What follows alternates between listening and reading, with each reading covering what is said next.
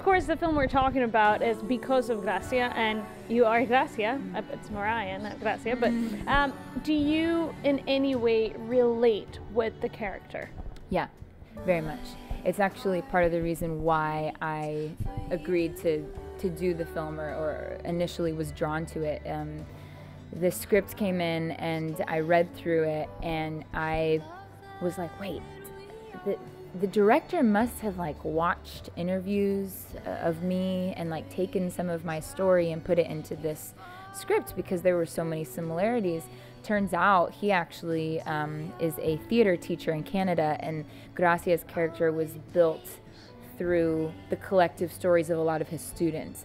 And so I immediately was drawn to her character, to her confidence, but also her conflict with her past and regrets and her imperfections. I loved everything about her character, so I really hope that I have a lot in common with her. And for the people who are watching, will be watching the movie, if you could share some of those things that you relate to with Grácia and that you think we're seeing in our society today.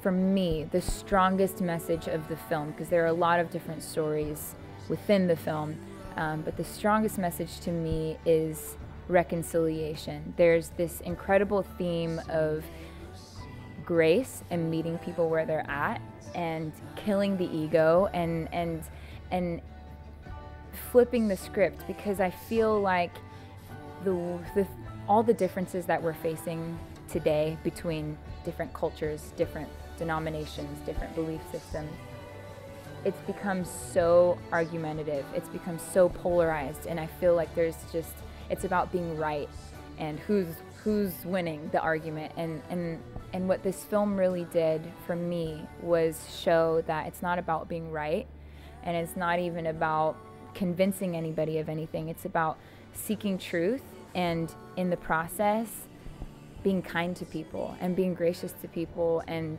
also admitting that we don't know everything and that we don't have all the answers, and that there's a real sense of humility throughout the script of the film. Do you think that's been part of your personal walk, not only personally but in your career, what you just said, killing the ego, knowing that you're not always right, and just kind of like seeing past, beyond the differences? Yeah.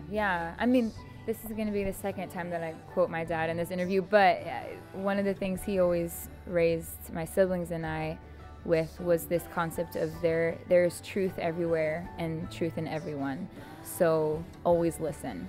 And I mean, he leads that by example, but in my career of music, I've been able to travel to amazing places and meet people from very different cultures and different belief systems, and throughout the whole process I feel like my life has become richer because I've gone in with hands like this instead of like this.